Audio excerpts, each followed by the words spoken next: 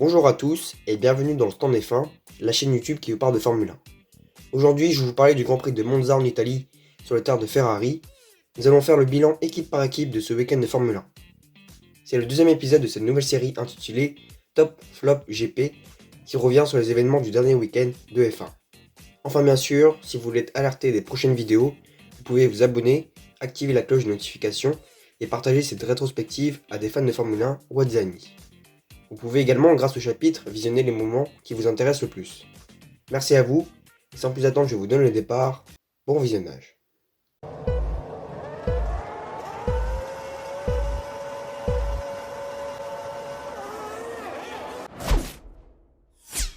Aujourd'hui, on va d'abord faire un petit point d'avant le GP de Monza, avant de dresser un premier bilan équipe par équipe en les classant comme top, flop ou neutre, puis on verra le classement et les dynamiques des écuries pour essayer enfin de se projeter sur la suite de cette saison.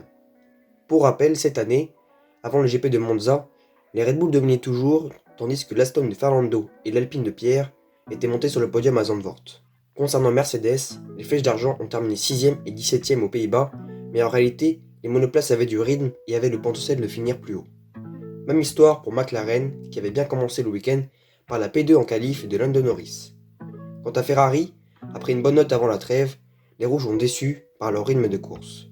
Enfin, parmi les 4 derniers, c'est Williams qui avait fait bonne figure avec ses 2 monoplaces en Q3 et la 8ème place d'Alex Albon en course, tandis que les 3 autres équipes avaient déçu. Dans cette première partie tout d'abord, je vais vous présenter les tops de ce week-end d'après moi. Il y a eu des surprises, des retours sur le devant de la scène ce week-end à Monza. A commencer par la Scuderia Ferrari, après une première partie de saison compliquée et décevante, les Rouges ont réalisé leur meilleur week-end en Formule 1 de la saison grâce à la belle 3ème place du poleman Carlos Sainz et à la 4ème place de son coéquipier Charles Leclerc. Les voitures rouges qui arboraient une livrée spéciale à domicile en hommage à leur victoire aux 24 heures du Mans cette année ont brillé à Monza en qualif et en course.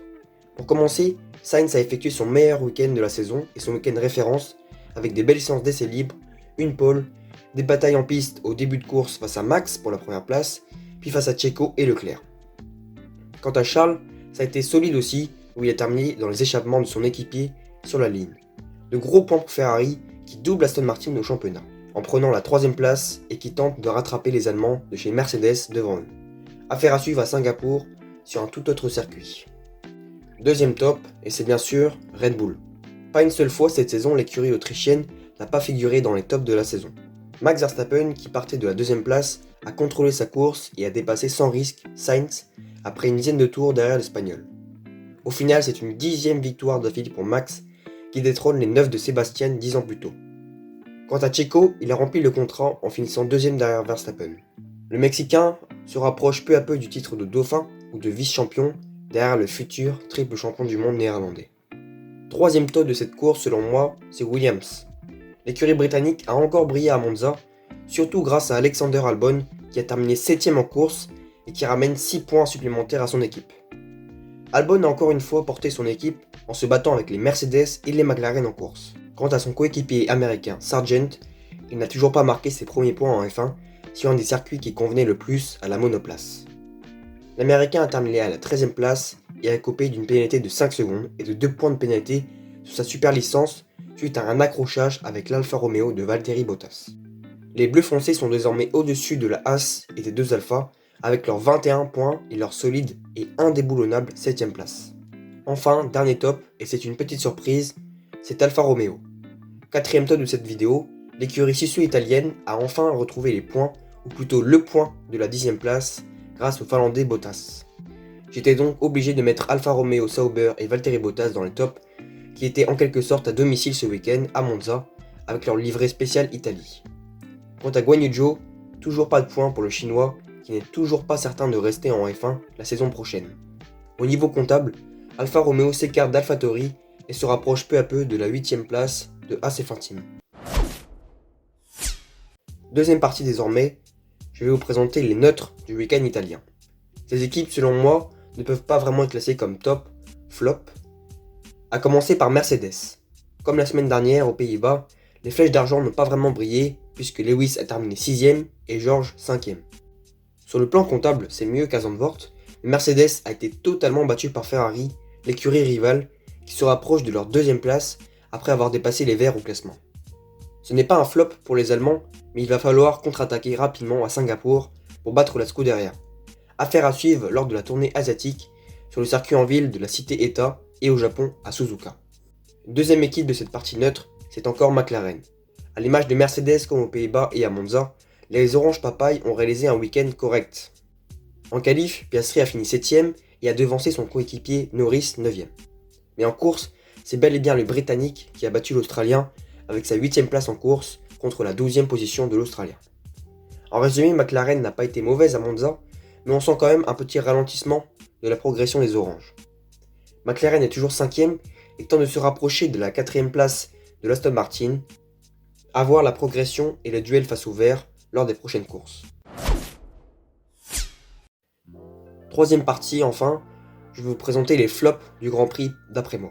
On arrive déjà aux déceptions de ce week-end, aux équipes qui ont raté leur qualification, aux équipes qui perdent peu à peu des points sur leurs concurrents. A commencer par Alpine. Cette fois-ci, après nous avoir surpris en Belgique avec un top 3 pour Gasly lors du sprint, des points pour Ocon ainsi qu'un magnifique podium à Zandvoort, nous a cette fois-ci très déçus à Monza. Déjà en qualif, c'est une double élimination en Q1 pour les Bleus avec la 17ème place et la 18ème place de Gasly et Ocon. Clairement, ce week-end, c'est la pointe de vitesse et les performances des monoplaces qui n'ont pas été à la hauteur.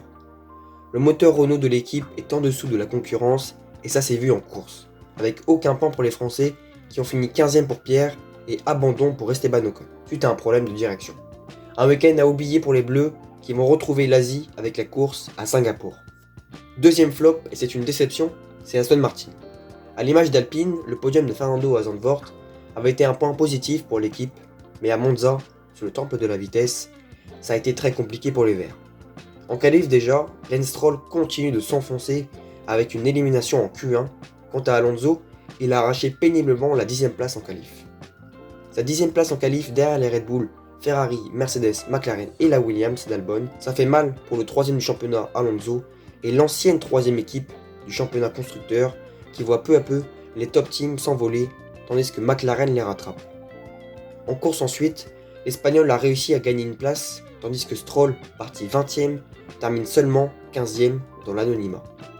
C'est dommage pour l'Aston qui reste quand même une des surprises de cette saison, mais les dernières courses présagent peut-être une fin de saison compliquée pour le Taureau des Asturies et son équipe.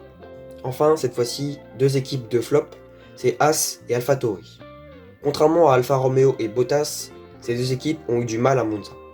Pour commencer, Haas, c'est une décevante 19ème place pour Magnussen en qualif, tandis que Hülkenberg a réussi à se placer 13ème. Mais en course, comme d'habitude, les deux monoplaces étaient nulle part. Les deux équipiers ont même fini à plus d'un tour des zones de tête. Très compliqué pour l'équipe américaine qui a perdu la course à la 7ème place et qui voit Alfa Romeo dans son rétroviseur pour la 8ème place. Enfin, c'est le cauchemar pour AlphaTauri qui, après avoir perdu Ricciardo pendant plusieurs courses, a encore connu un week-end très compliqué. Et pourtant, le week-end avait plutôt bien commencé avec une belle qualification du japonais 11ème et du néo-zélandais Liam Lawson 12ème à la porte du top 10. Mais en course, ça a été le désastre. Tsunoda n'a même pas pu prendre le départ de la course puisqu'il a abandonné lors du tour de formation pour problème moteur. Quant au remplaçant de Daniel Ricciardo, le jeune talentueux Liam Lawson a terminé juste à la porte des points en course derrière Bottas. Dommage pour l'équipe sœur de Red Bull qui a subi la malchance en dernière place du championnat. Après la pause estivale et le retour de la F1 à Zandvoort et à Monza, où on a vu Max s'imposer pour la 12e fois de la saison, les équipes vont débuter la petite tournée asiatique par le circuit nocturne de Singapour pour la 15e manche du championnat. Le programme du week-end à Singapour sur le circuit de Marina Bay, le week-end du 15 au 17 septembre. Le vendredi à 11h30 et à 15h, ce sera les essais libres 1 et 2. Le samedi à 11h30, les essais libres 3. Et à 15h, les qualifs à suivre sur Canal+ Sport. Et enfin, à 14h, cette fois-ci le dimanche, ça sera le Grand Prix à suivre sur Canal+. Au niveau des conditions météorologiques, le temps est encore très difficile à prévoir, mais il pourrait être incertain, alternant temps sec et orageux. L'année dernière, ce n'était pas Max Verstappen qui s'était imposé, mais son équipier de chez Red Bull, Sergio Pérez, devant Charles Leclerc et Carlos Sainz. A noter que la dernière victoire de Ferrari remonte à Singapour 2019, c'était avec Sébastien Vettel devant Charles Leclerc. Quant à Mercedes, il faut remonter à 2018 et 2017 pour Lewis Hamilton, et à noter qu'Alonso a gagné 2 fois en 2008 et 2010, et que Verstappen n'a jamais gagné là-bas encore. Sur le circuit le plus éprouvant de l'année, Max Verstappen et sa Red Bull sont évidemment favoris, mais attention à Checo, à Ferrari ainsi que les Mercedes. Autres pilotes à suivre, c'est bien sûr Fernando Alonso et Alexander Albon. Voilà, on arrive à la fin de cette vidéo sur le bilan du GP de Monza et la petite preview du GP de Singapour. Dites-moi tout en commentaire, ce que vous en avez pensé, votre avis. La question du jour, qui va remporter la course de Singapour? Dites-moi vos pilotes dans l'espace commentaire et n'hésitez pas à me faire votre top 3, voire votre top 10 si vous voulez. Vous pouvez vous abonner et liker la vidéo si vous l'avez appréciée et n'oubliez pas d'activer la cloche de notification pour être prévenu des sorties des prochaines vidéos. Vous pouvez également me suivre sur Instagram et dans l'espace communauté de YouTube pour suivre l'actualité de la F1 et de la chaîne. Merci beaucoup et comme d'habitude, je vous laisse avec l'image du jour. Ciao!